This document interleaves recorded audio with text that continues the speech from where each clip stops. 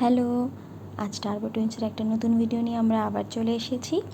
আজকের ভিডিওতে আমরা কিছু ইনফরমেশন আপনাদের সঙ্গে শেয়ার করব, যে এইরকম ছোট ছোট বাচ্চাদের আধার কার্ড করতে গেলে কি কি ডকুমেন্টস লাগে, আর যাদের টুইন্স অথবা ট্রিপলেটস আছে তাদের জন্য কি নিয়ম আছে। ভিডিওটা অবশ্যই শেষ অবধি দেখবেন, তাহলে আপনারা সঠিকভাবে জানতে পারবেন। প্রথমে জানাই কি কি ডকুমেন্টস লাগবে। বার্থ সার্টিফিকেট লাগবে, আর বাবা মায়ের অরিজিনাল আধার কার্ড লাগবে। কোনো ফটোকপি কিন্তু লাগবে না, সবটাই অরিজিনাল। আর বাবা মায়ের মধ্যে যে কোনো একজন যেন অবশ্যই উপস্থিত থাকেন, কারণ ওনাদের সিগনেচার এবং থাম্ব ইমপ্রেশন জরুরি। এইসব জেনে আমরা টার্বো টুইন্সদের নিয়ে সবাই মিলে আধার কার্ড সেন্টারে যাই।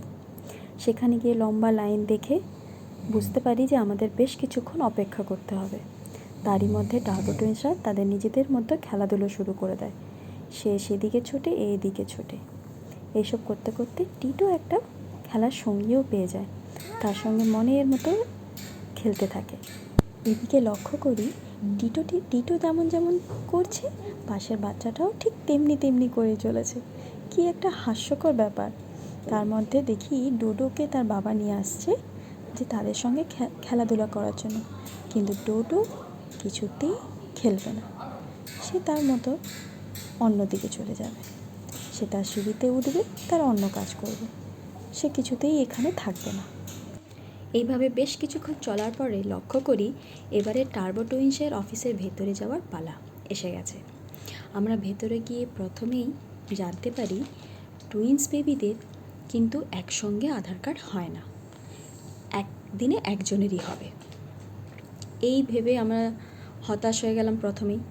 তারপরে আরেকটা জিনিস, এই হচ্ছে তাদের বার্থ সার্টিফিকেট। প্রথমে যেটা তার বাবা প্রিন্ট আউট করেছিল, এখানে ডিজিটাল সিগনেচার ছিল না, তাই তার বাবা যখন প্রিন্ট আউট করে আনে সেটা ব্ল্যাক অ্যান্ড হোয়াইট ছিল। সেটাও কিন্তু হবে না বললো, যেহেতু ওটা জেরক্স বোঝাচ্ছে তার জন্য ওটাও হবে না। তারপরে তার বাবা গিয়ে আবার এরকম কালার প্রিন্ট আউট এবং এইভাবে যেন কালার ডিজিটাল সিগনেচার থাকে, তবেই আধার কার্ড হবে।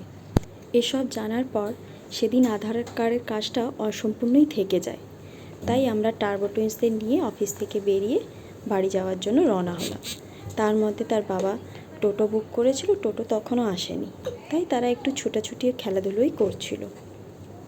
তার মাঝখানে আমরা দাঁড়িয়ে আলোচনা করছিলাম, যদি অফিসে আগের দিন তার বাবা যখন জানতে এসেছিল যে কী কী প্রয়োজন না প্রয়োজন, যদি আগের দিন ভালোভাবে তারা বলে দিত, তাহলে আজকে আর আমাদের এইভাবে ফিরে যেতে হতো না। আর কি করা যাবে। অবশেষে যখন টোটো এসে গেছে, তখন ডোডো মশাই টোটোতে উঠে তিনিই যেন টোটো চালাবেন, এইরকম একটা অবস্থায় দাঁড়ালো। আজকের ভিডিওটা এইটুকুই।